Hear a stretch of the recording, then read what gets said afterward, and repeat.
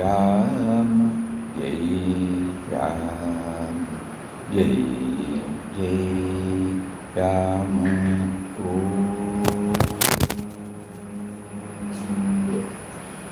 Om Shri Ram, Jai Ram, Jai Jai Ram. Hari Om to everybody.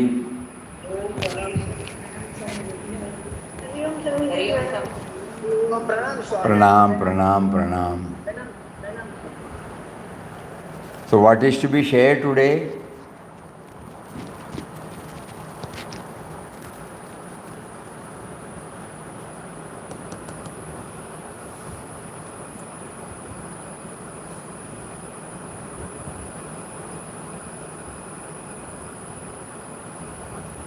Steady mind. Steady mind.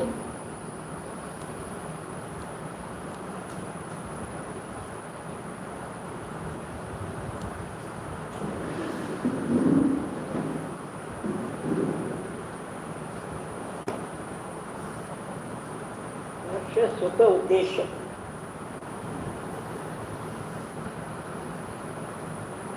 We all have understood how to steady our mind. But we don't know. In our life, there have been many instances where, by right from morning till evening, wherever the mind is steady, it gets focused.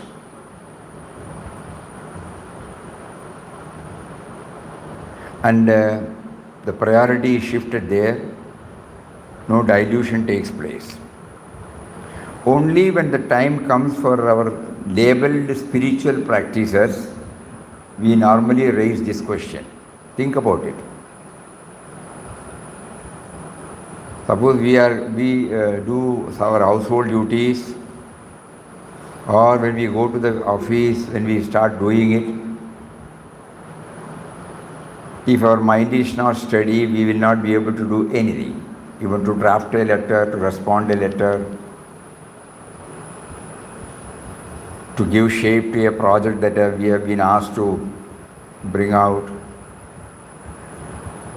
When we deal with the problems in the administration, think about it. When somebody comes and says, one colleague comes and says some problem, we totally get focused on it, we apply our mind, and based upon the previous experience, we interact, we react.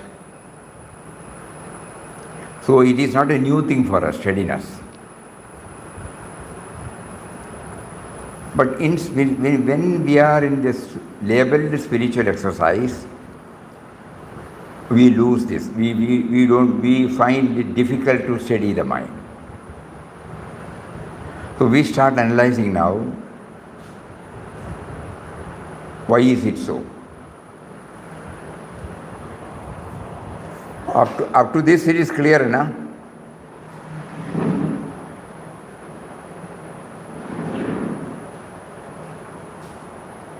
Steadiness is the mind all of us do, all of us have. When we are dealing with everything, that is why when people say you have been successful, when we cook, when we serve, when we clean the vessels, when we clean everything in the household, put it in the proper order, if our mind is not steady, do you think anything can be got done? In office, while talking, while writing, by handling, by anything, if there is no steadiness of the mind, will we be able to do it successfully? Initially, until we gain experience, there will be lapses. And when somebody points out, we again concentrate upon it. And the amount of success or the feeling of success comes only when we have, to a very great extent, been able to steady the mind. But when it comes to the labeled spiritual exercises like dhyan, like chanting, we fail then we have to analyze now why is it so. One reason could be we are not very clear about what we are doing. So suppose when the Nama chanting, the mind is not steady. We are not, there is a superficial knowledge in us that we are chanting the name of Lord who is within, who is making us to chant. Still we have not gone deep into it. So the mind is not steady. It will go here and there. So now we remember, that is why Papa used the word manana, reflective and be contemplative. In whatever we do,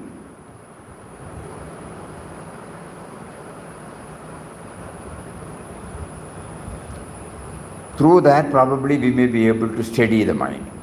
This is something which we have to try. Each one has to try. There is no general prescription here.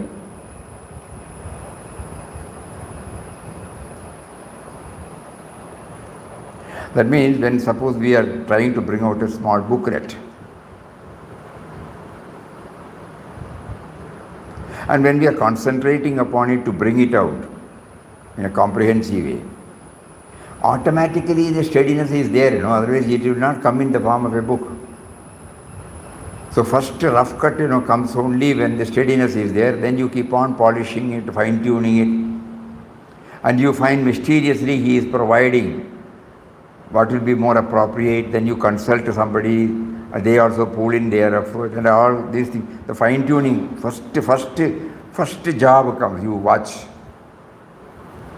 When we read Papa's first anything first, we steadily apply it and try to absorb the words of wisdom.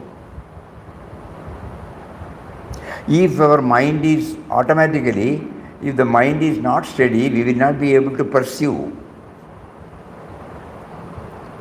So probably the question, how to steady the mind, probably we can put that it comes out of our commitment, it comes out of our, in Papa's word, fixed resolve.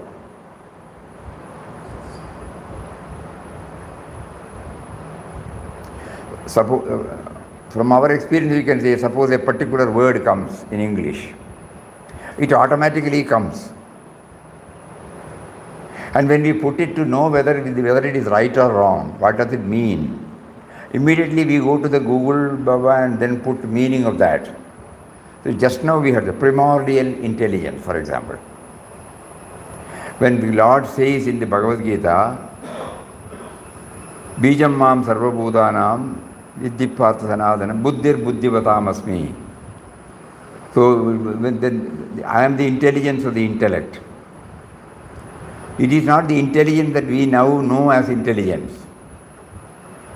Here what is meant is the primordial intelligence. That means when there was no specs in the world, he in the form of that primordial intelligence made somebody to think about something that will improve my vision. No? And then started first one note, how to improving the vision. It is original.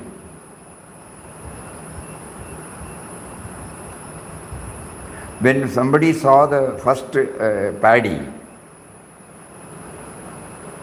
first person who saw the paddy, it was not named as paddy, but we can only convey through that, no.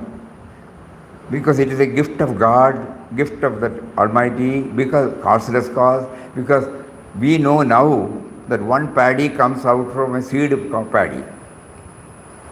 So we don't know the seed. So here he says, Bijam Mam Sarva, I am the eternal seed of everything. Okay. So he came out in the form of a paddy. But a person looking at the paddy, he should get that inquisitiveness, or what do you call that, probing nature. If he just see and goes, no.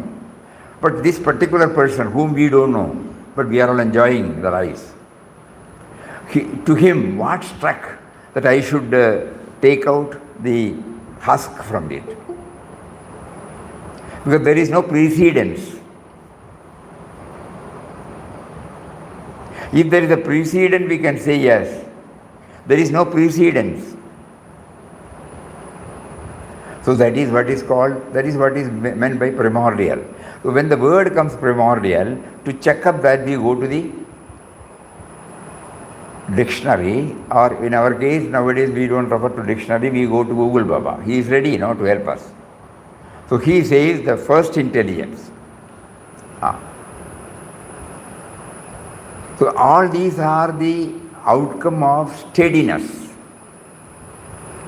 That means that a commitment is there to understand, to express it as much with clarity as much as possible.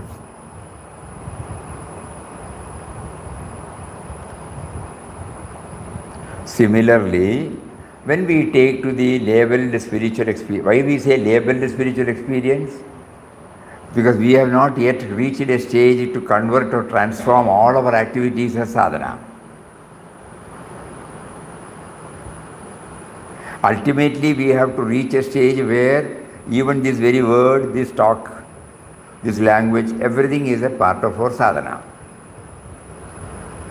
Until we reach that stage, we follow certain forms which are called the sadhana. So now, but later on we will find everything is a part of sadhana. All my thoughts, all my words, all my deeds are part of a sadhana. Until we reach that, we say it's a labeled spiritual experience, spiritual disciplines. So when we take up that labeled spiritual disciplines like Nam Seva Dhyan, if we don't have clarity, the mind will not be steady. Because the commitment does not become full,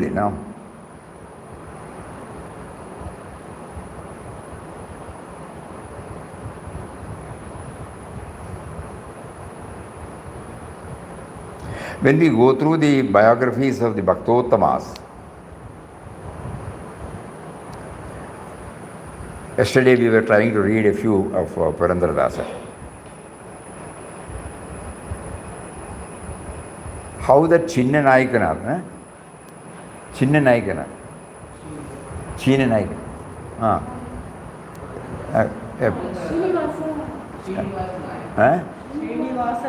No, Srinivasa Nayakar is father.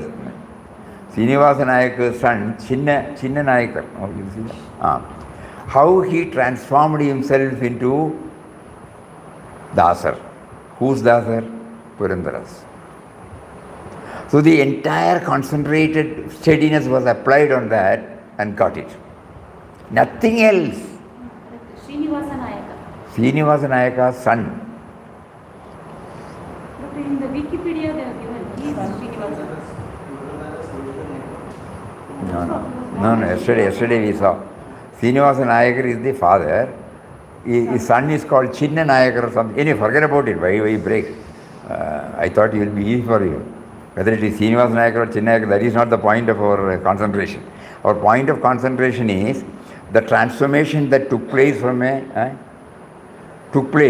in the life of that Chinna Nayakar, who was not having any iota of bhakti in him. He was 100% commercial. Me and mine only. Wanted to earn money, no other consideration. But one fine morning, when God decided to make him know the real assignment he had been given through that birth, one spot, and he did not lose the steadiness at all. Amazing when we go through the history of is this thing. 4 lakhs and odd compositions. 800 years back, 800 years back in Karnataka, near Tirthalli, he was born, and the transformation took place in him. He lived for nearly 80 years. So minus this 25 or 30 where he would not have applied his mind at all. In the rest of the 30, 40 years, you can imagine 4 lakhs and odd composition. He is called the Pitamaha. No? He is the grandsire of Carnatic music. When we say grandsire of Carnatic music, we feel even the ragas, talas, what a supreme intelligence came out from him. And even now, 800 years after, if you hear the one Purandaradasa's one composition, it is fresh.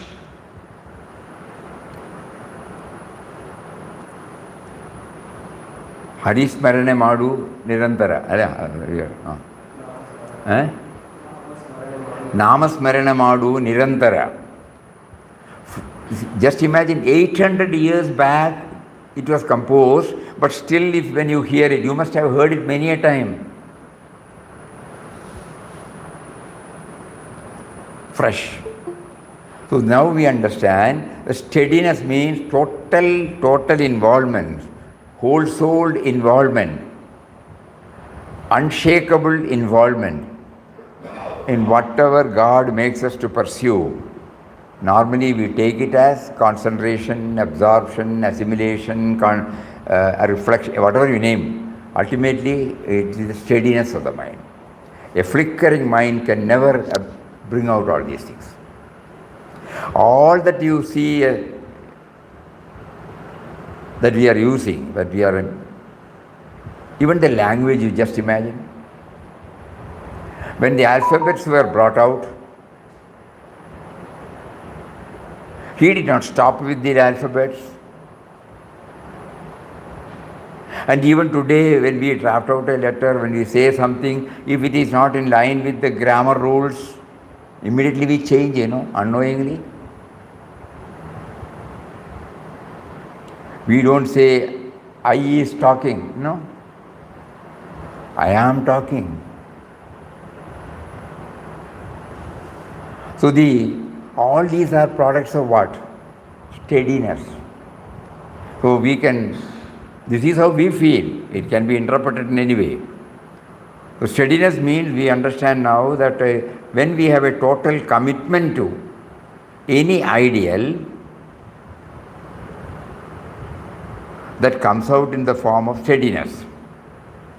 Even when we fail, what is it that makes us to persevere? To patiently try again and again. Steadiness. So in this matter, because this is a subjective science, unlike the objective science, it is very difficult. That is why in rest of the things we are, more or less we have got the steadiness, but in the labeled spiritual exercises or disciplines, we find it little difficult. Because the clarity is yet to come, and the clarity, we have been objectifying everything. Even God also we are. So naturally it will shake. It will not be whole-souled. When we keep on chanting, suddenly the mind will go to something else because it is not rooted. It is not rooted in the core. That is why repeatedly we have to keep on hammering.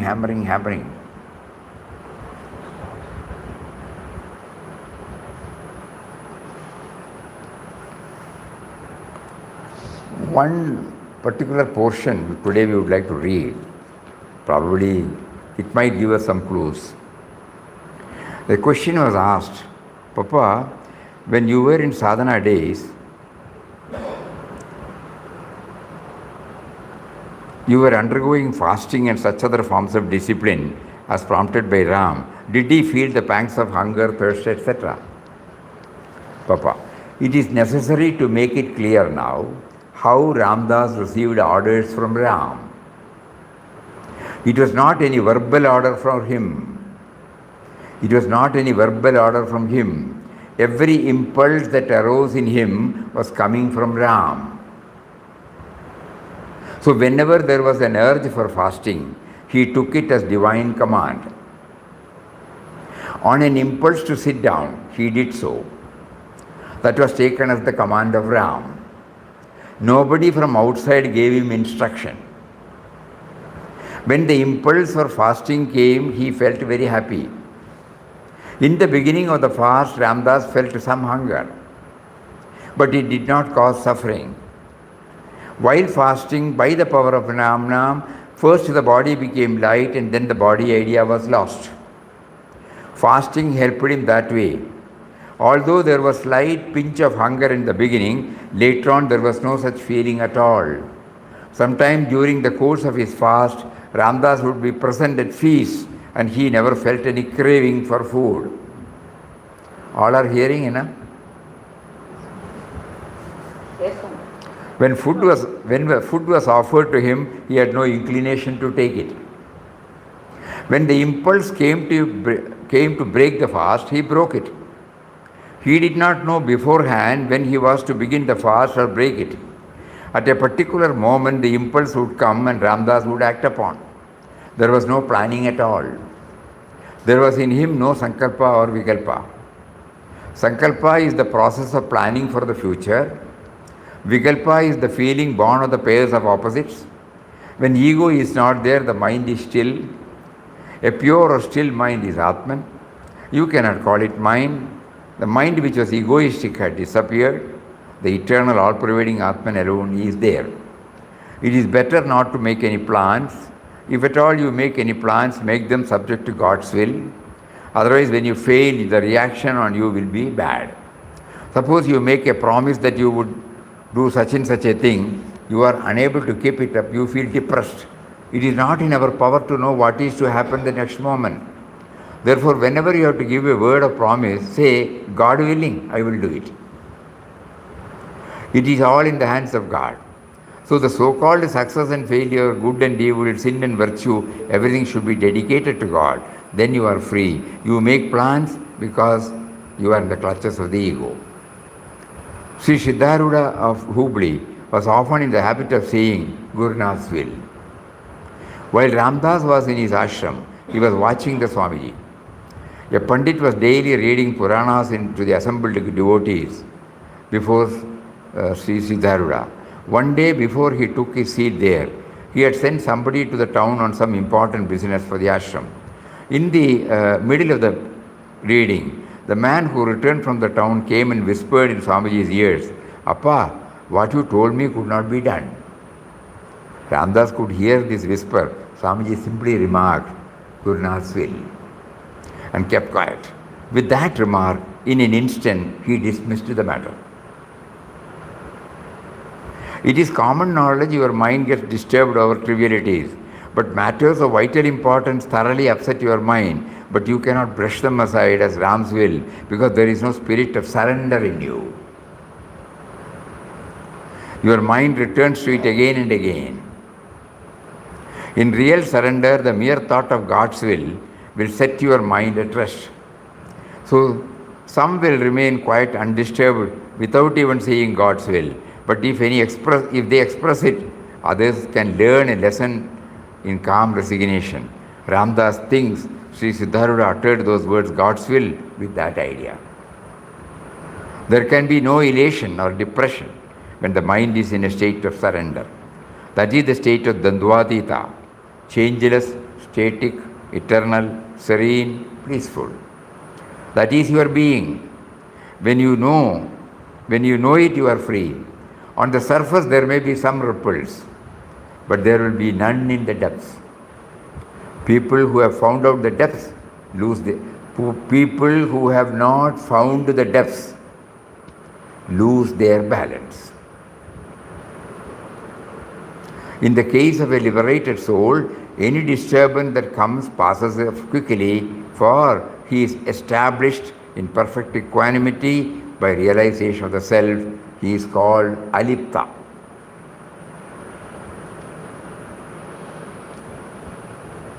Again we repeat, in spiritual matters it is difficult to steady the mind initially because it is a subjective subject, not an objective subject. Subjective subject cannot conceive beyond certain level. Something approximating to the subject can only be conceived. The real thing cannot be conceived. So there will not be clarity. So because there is no clarity, the steadiness will not be there.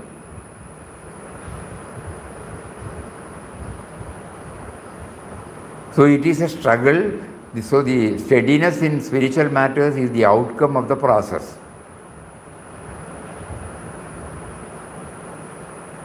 Just like what Papa said now, God's will, God's will, God's will, God's will. Every time we try to repeat to ourselves. Even in small matters, he says, it is better not to make any plans. If at all you make plans, make them subject to God's will. Otherwise, when you fail, the reaction on you will be bad.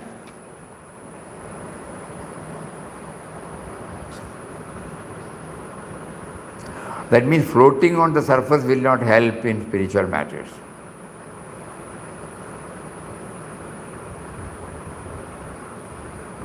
We still remember when we used to attend the lectures, some words we may be hearing it for the first time. So the contextual meaning we will have grasped. But later on, if we are very committed, we will remember that word, come out of it, and then refer to the dictionary and then find out the meaning of it. Then only know, oh, this is what he meant.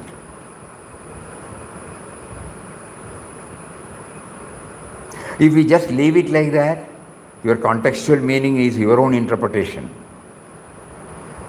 Might be right, it can also be wrong.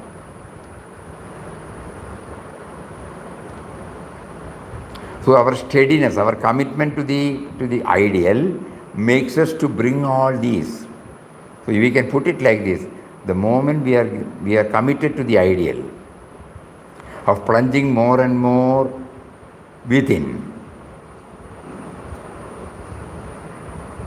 that will definitely help us to have steadiness of the mind.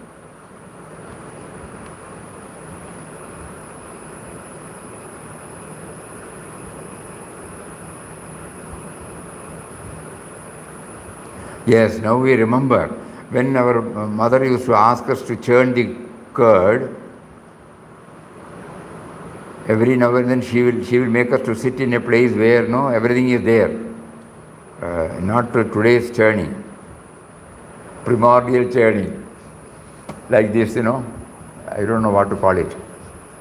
The churning material will be tied. It is tied to a stem.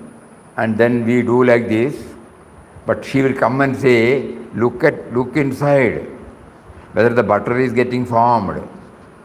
And the moment it is formed, then we stop the churning, and with that wooden this thing, we try to consolidate, make them join together, without applying our hand, and then finally it comes in the form of a ball. And then we take it out, then you put it in the water, nothing will happen. So mother was teaching us about the steadiness there, no? So suppose I think about something and do this churning business, what will happen? So fixed resolve, yes. Steadiness comes when there is a commitment.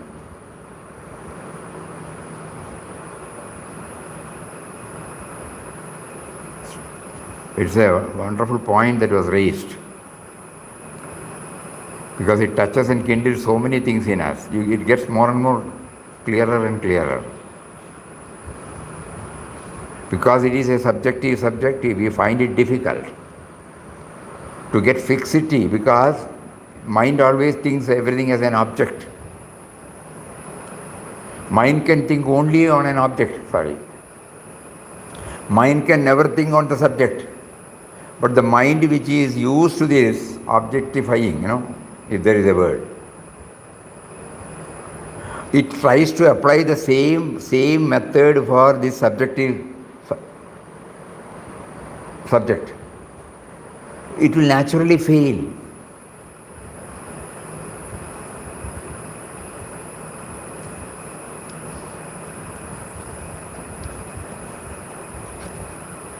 In Kenopanishad, yes, now we remember that.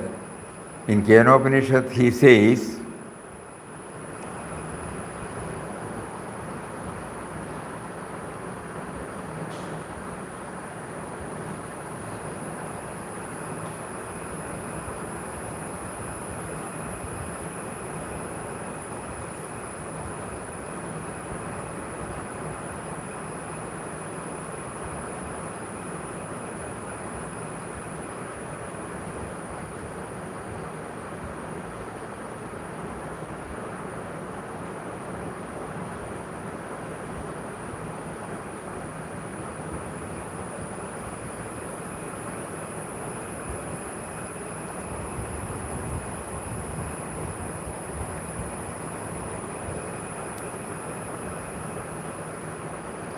For example, he says, Shrodasya Shrotram Manaso Manoyad Vachoha Vacham Sa Pranasya Pranaha Chakshusha Chakshuhu Adimucha Dhiraha.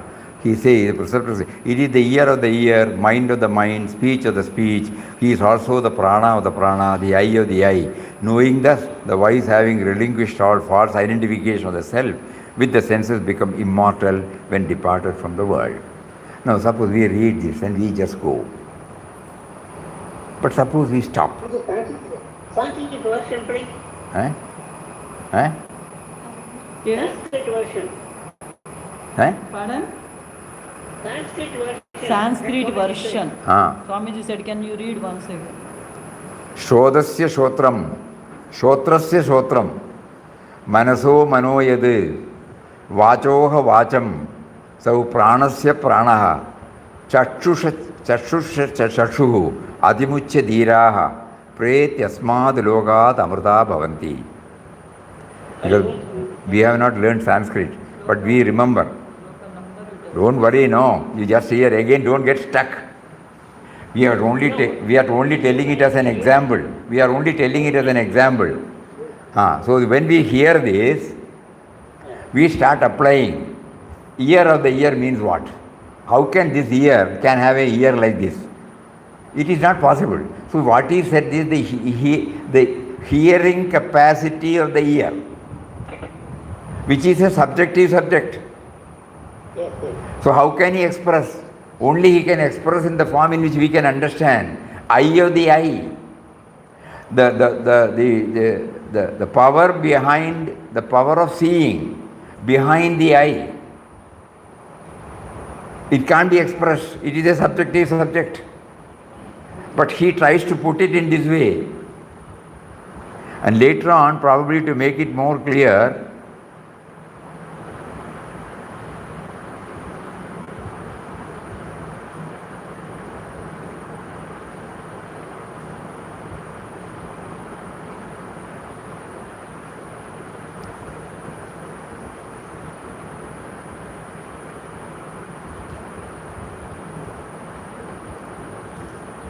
what none can comprehend with the mind, but by which the mind is comprehended, know that alone as Brahman.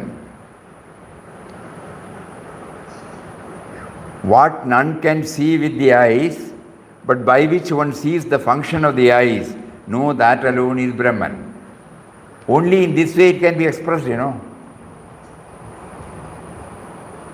Because being a subjective subject, it has got limitation. Our mind is trained to express anything that is an object. In other words, anything that is knowable, that can be expressed. But here it is the knowing principle. So that is why in spiritual efforts, sadhana, we find the mind not getting steady. Because that mind is trying to apply its usual norms of understanding everything as an object. Whereas this is the very subject. So only through contemplation it can be done. If we keep on hammering this, probably the mind will become steady, and instead of trying to get clarity from the knowables, it tries to go to the source, which is past expression, which cannot be brought within the ambit of thought. What none can hear by the ears, but by which the hearing is perceived, know that alone is Brahman.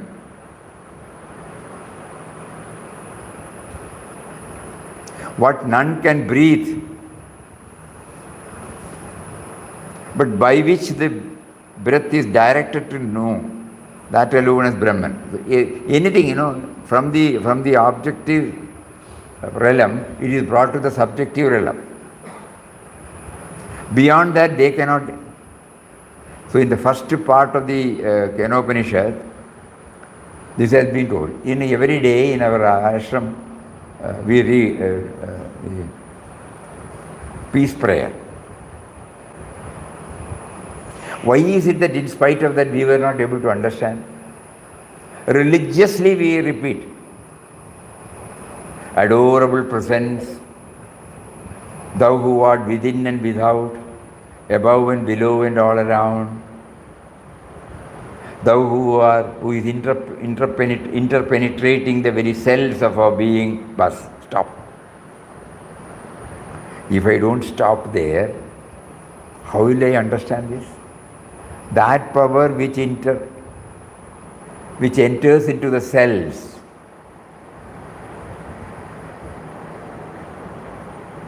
if we don't reflect, how can we know that? And what is the next one? Interpenetrating the very cells of our being. It is the thou who art the eye of our eyes. But stop. Thou who art the eye of our eyes. If we don't stop there and try to go within, it will be a mere superficial, surface level repetition. Thou who art the eye of our eyes, ear of our ear. Think. Why the question raised was steadiness, how to make the mind steady. So in all our vyavaharic dealings, we have got the clues how to steady the mind. So there, one thing we have learned now from experience, wherever there is a commitment, steadiness comes. Fixed resolve. So the commitment or fixed resolve makes us to become steady gradually. Initially we may not. While drafting the first letter, we commit mistake. Second, third, fourth, then we can easily write. Anything that we do, we have been asked to do. First, we may commit some mistake. When the steadiness comes, it becomes nil mistake. All those things we know very well. All of us know very well. All of us have been doing it. While we cook, suppose we think about something else, it will not become palatable because you add more salt, you add more spicy. Suppose you don't mix the ingredients at the appropriate time. Certain things will get boiled easily, certain things will not get boiled easily. So we first boil that one which cannot be done, which takes a lot of time, and then we mix it with the one which, like that, Certain vegetables, easily it can be boiled, certain will not. So all those things we learn from experience. Once or twice we may commit some mistakes. All those things come because our commitment is there. I should make it perfect. I should make it perfect. I should make it perfect.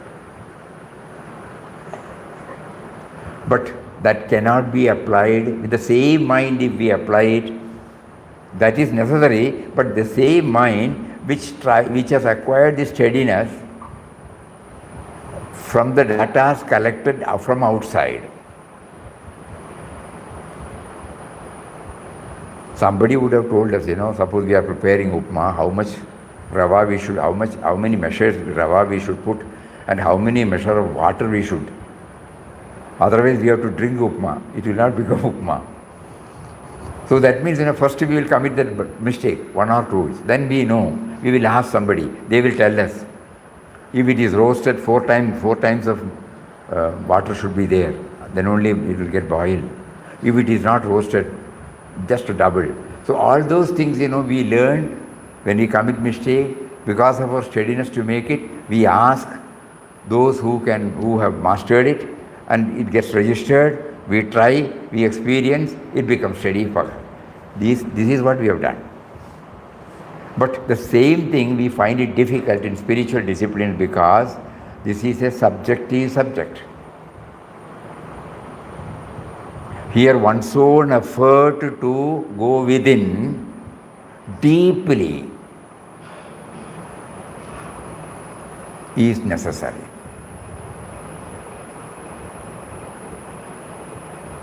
And this trial and error method can be adopted in subjective. Trial and error method can be adopted in this subject. We have to do something, plead, appeal, cry.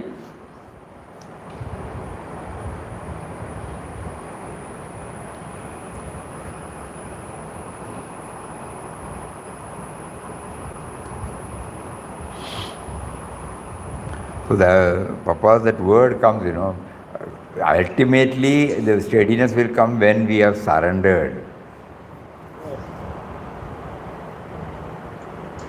Because the objective mind should disappear,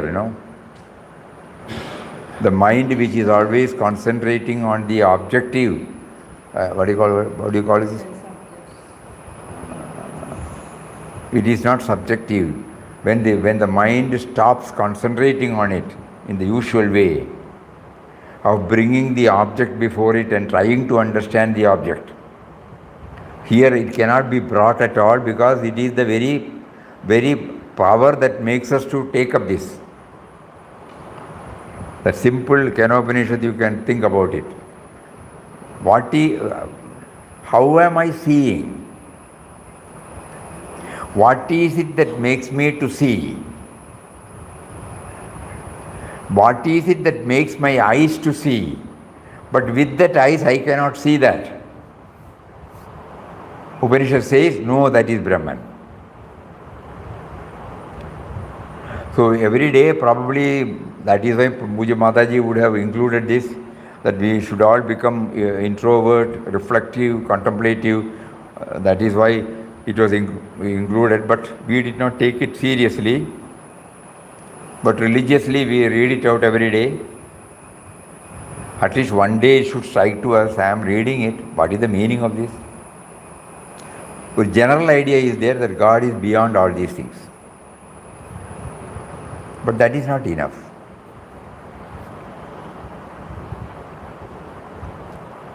Eye of the eye, ear of the ear, mind of the mind, heart, breath of the breath, soul of our souls, India. Where am I? Heart of our heart. Heart we have learned through science, When we went to the school, we have seen it. Outside, some replica, they bring it out. And nowadays Google Baba is giving everything now. But heart of the heart means what?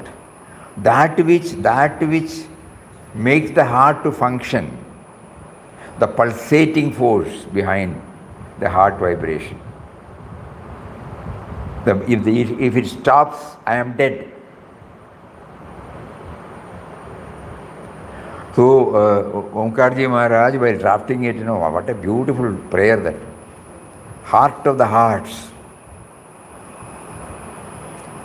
That which makes my heart to vibrate, beat, pulse beat.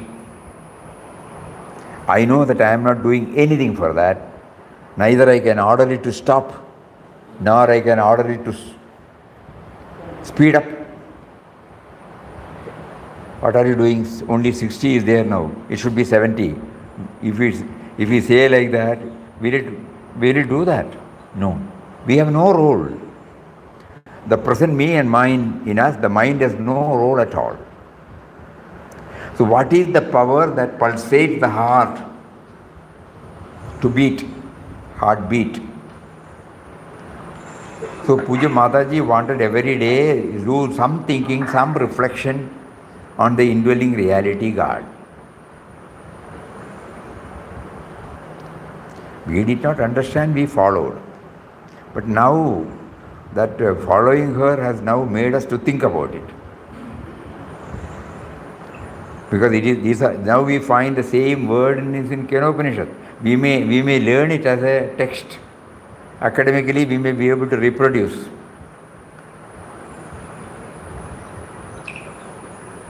But we remember this was a tough subject. It was taken up. Very difficult for us to understand. There was one more sloga.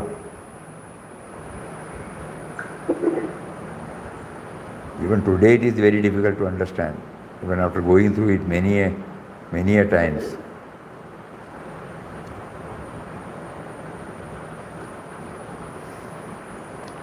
Nahamanye suvedeti nona vedeti vedacha.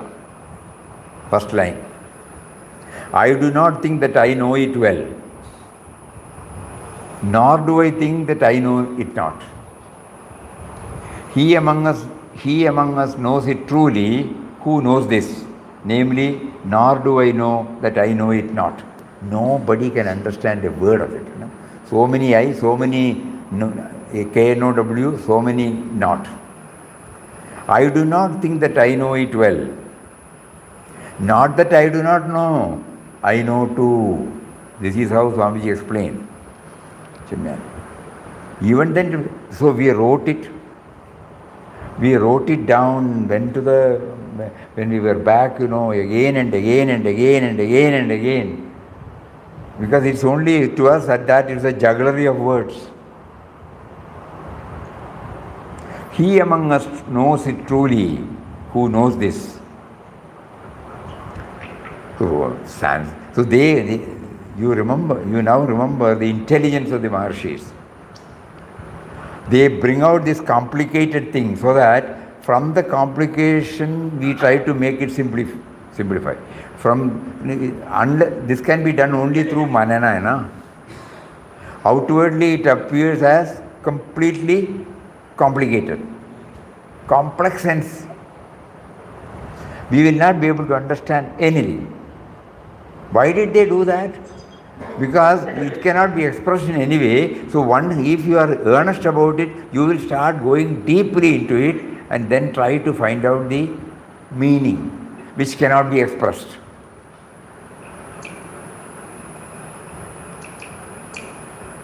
Same thing Papa has asked us to do. Be reflective. He keeps on telling, we have forgotten that. We were carrying on with whatever we are doing it. But he wants us to become reflective.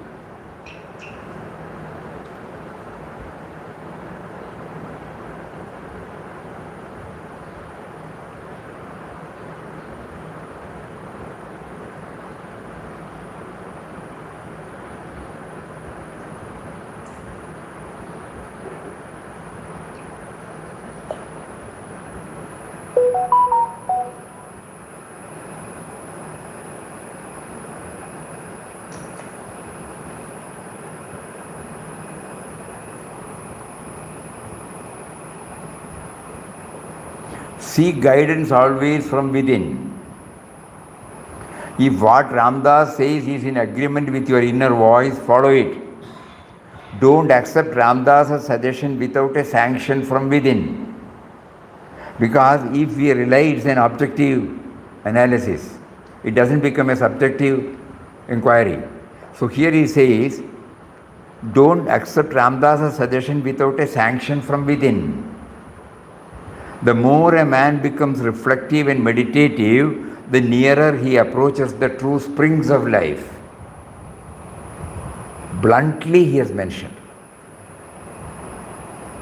For a serious sadhaka,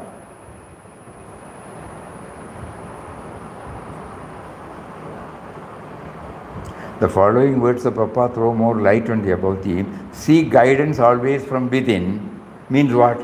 Be reflective. You cannot get anything from outside.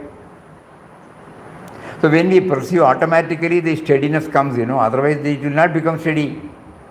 The moment I start going in, suppose the mind thinks about something else, I will not be able to do it. So my commitment to know this should be there. That is the one leverage he has given to us. Be persevering, be committed. You may fail 100 times, doesn't matter. One day, the other day we read, one day the Hridaya Grandhi will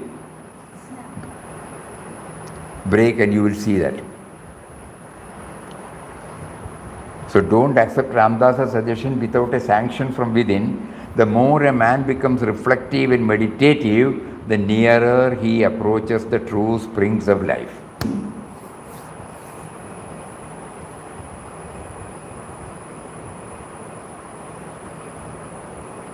He is teaching us every day, but we should know that he is teaching us.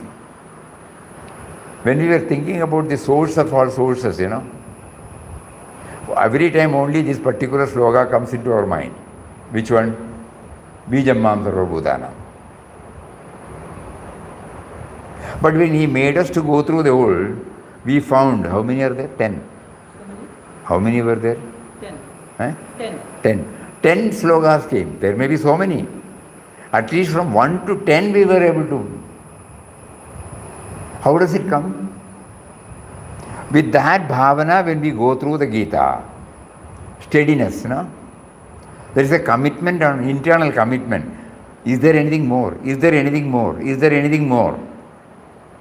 So the commitment drives us. And he is placing it before us. But he just watches whether there is a steadiness in your attempt or vacillating. It's all right. If you have already prioritized, it will actually, and you get thrilled the way in which how he reveals.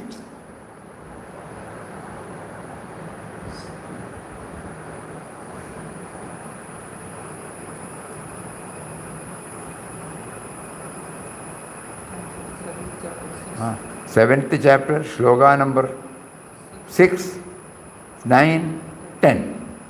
Sloka number 9, 18. Sloka number 10, chapter number 10, sorry, I said chapter, no?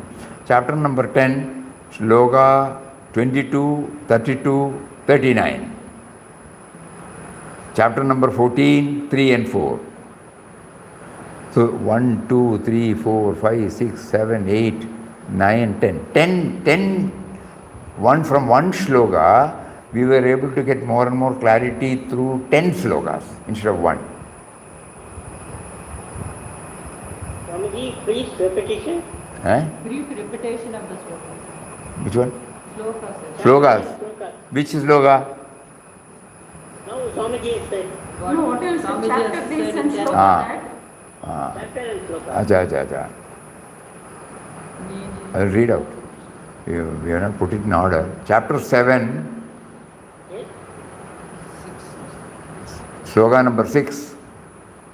Etat yonini bhutani sarvani tyupadharayah aham krishnasya jagata prabhava pralayasthatha. Then 8. Aham sarvasya prabhavo matta sarva pravartate idi matva bhajante mam udva bhava samanvita. Then comes 10. Bijam mam sarvabhudanam viddhi partha sanadanam buddhir buddhivatamasmi tejas tejasminamaham. Then 9th. 18. No, 9 only. 9 only 18. Gadir Bharta Prabhu Sakshi Nivasa Sharanam Suhrud Prabhava Pralayasthanam Nidanam Bijam Abhyayam. Then in 10 slokas, 10, 9, 10. 10, I think. 10th chapter. 10th chapter, 8th sloka. Aham Sarvasya Prabhavo. We have covered that, no? We have covered that, okay. Now we want 14. In 14th chapter, Mama Yonir Mahad Brahma Tasmin Garbham Dadamyaham Swabhava Sarvabhudhanam Sambhava Sarvabhudhanam Tato Bhavati Bharata. Then he says Sarvayonishu Kaunteya Murtaya Sambhavantiya Tasam Brahma Mahad Yoni Aham Bija Pratapida.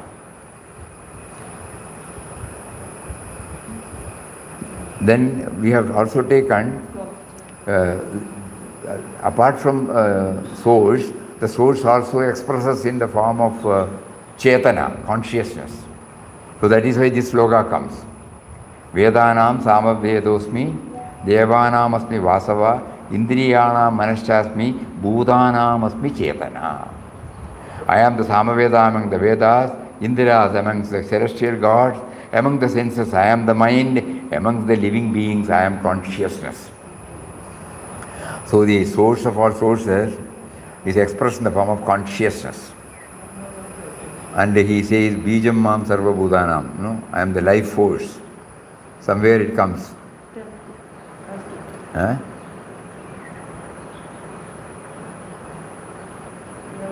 I don't know where I have put it.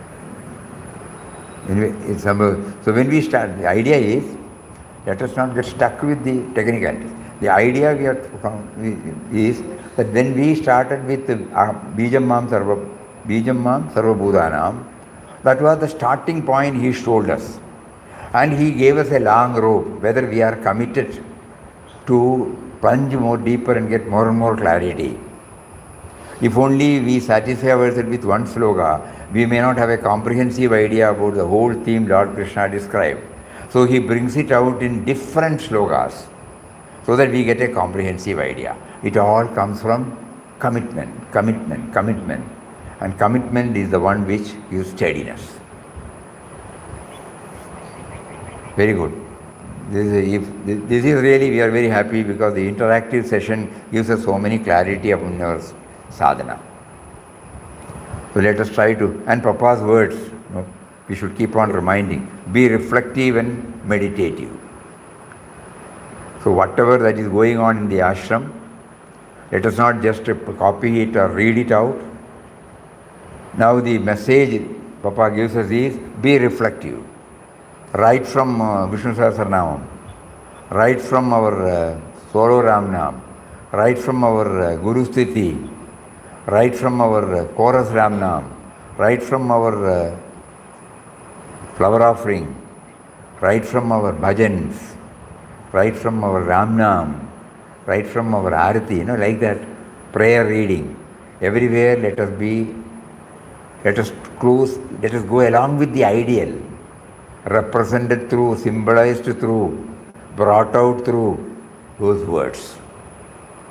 They are all words, An ideal is expressed through words. It may, if we don't understand and follow, some effect will be there. But the real effect, if we have to get Papa's words. Even my own word, you don't accept it unless you have an inner sanction. No Guru will say like this, but Papa is bluntly telling us. Just because I say, don't follow. Shivananji Maharaj used to say, don't do what I do, but try to emulate what. That means, they are persons. Unless it is sanctioned, okayed by our inner being, it will not become a part of mine. Until such time we can keep on telling that it is my Guru said, Guru said, Guru said, whether you openly say or not.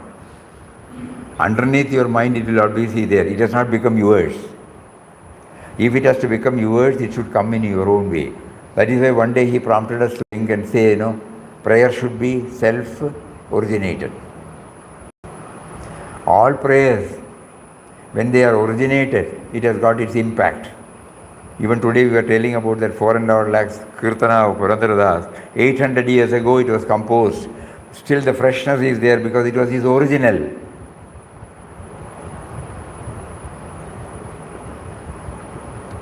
Yes, now we remember Papa says, be the light unto yourself and in your own original way bring out the magnificence in you. In your own original way.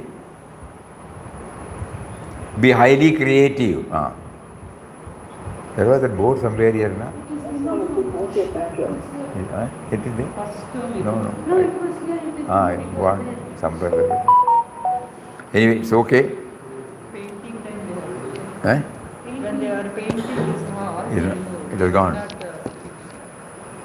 Om Shri Ram Jai Ram Jai Jai Ram Om Shri Ram Jai Ram Jai Jai Ram Om.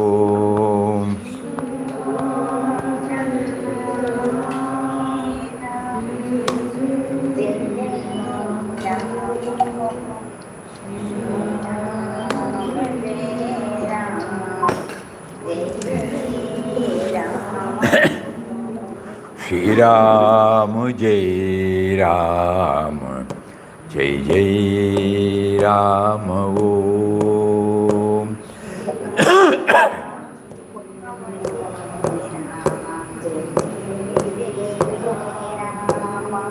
Shri Ram Jai Ram Jai Jai Ram Om.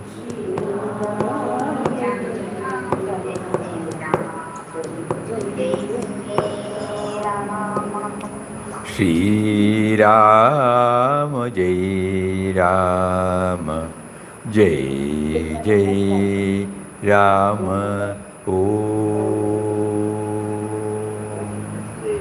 Om Shri Ram, Jai Ram, Jai Jai Ram. Hari Om to everybody.